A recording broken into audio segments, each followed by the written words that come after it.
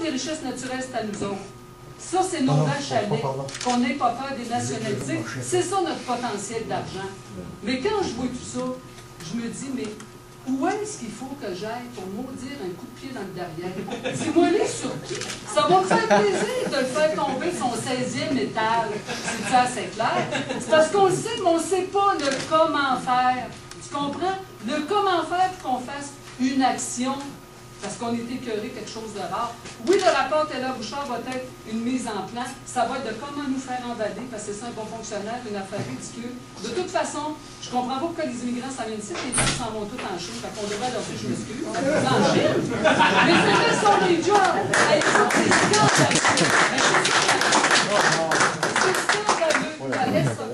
OK, la Société des alcools du Québec a fait travailler un Québécois pour tout faire des habits qu'on envoie sans Chine. Un coup de pied dans le derrière. C'est Jean-Sébastien Bou, mon député, là, même si je ne l'aime pas, c'est un coup de pied dans le derrière qui devrait avoir dit hey, les choses devraient être ici au Québec. On commence à peine à se dire tous les hôpitaux devraient encourager nos agriculteurs. Bien, bravo, je ne sais pas qui a pensé à ça. Là. Bravo, on les applaudir. Ça devrait être pareil partout. C'est comme ça qu'on fait une richesse, qu'on comprenne qu'on est convoité, surtout pour nous, qu'on commence à s'asseoir et à y penser pour vrai. C'est nos richesses. On est 6 millions. Tu penses-tu, mais que les États décident de débarquer, ne débarqueront pas, qu'on se lève debout? Moi, je vais m'abonner à ton journal, je vais t'encourager. Bien, certainement. J'aime ça, les opinions tranchantes. Ça n'en prend pas assez parole, action, réalisation. Moi, je trouve aussi que le Parti québécois est la cote. C'est pas tellement mon sport, d'habitude, je suis plus d'action. Je ne rêve que c'est d'action. Le petit poulet qui... Là, mon Dieu, je parle de merci.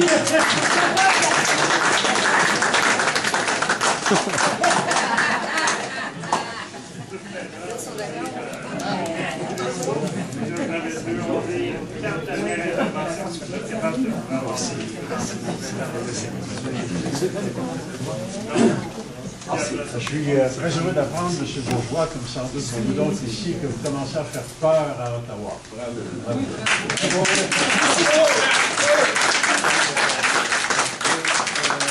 Il ne s'agit pas seulement de faire peur, il s'agit d'agir et de devenir fort. Et vous avez fait allusion, comme madame aussi, à des secteurs sur lesquels il faudrait donner beaucoup plus d'informations et qui sont terriblement négligés, à savoir le peu de maîtrise qu'on a de nos richesses naturelles, qui profitent essentiellement à l'étranger.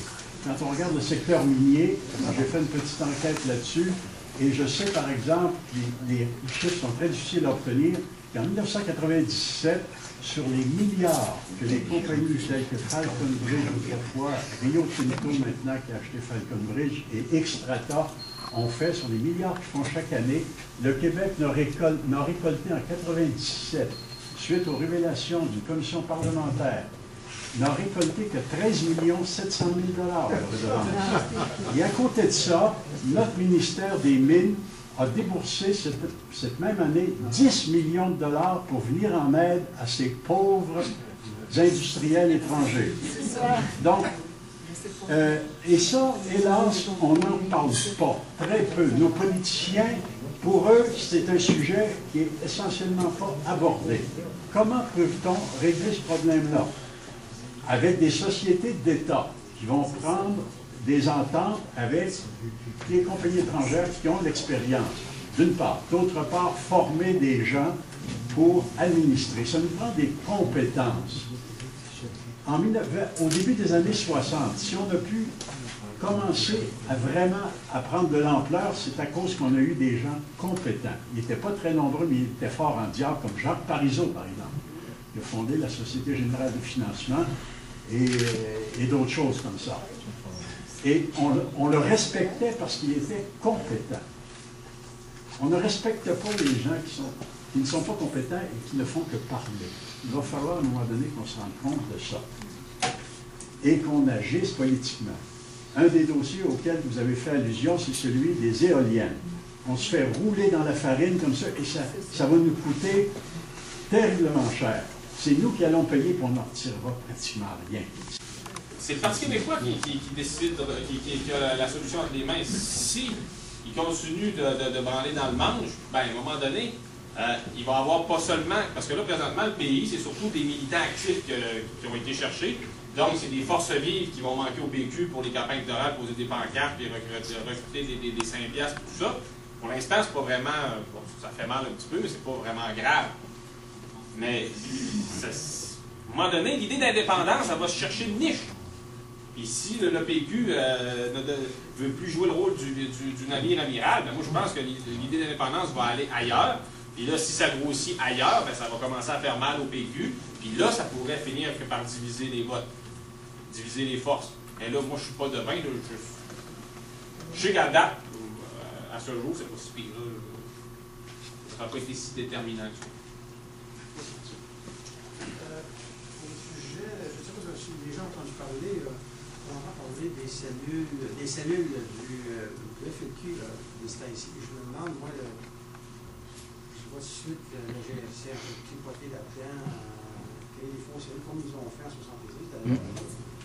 C'est pas le FLQ qui a tiré la porte. De toute façon, c'est moi le chef du FLQ, puis je dis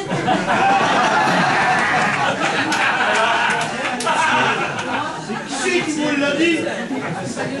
c'est franchement, mon sentiment, puis j'étais pas près du mausolée à Trudeau, puis j'étais pas près du monument à la Chine, c'est des gamins qui s'amusent.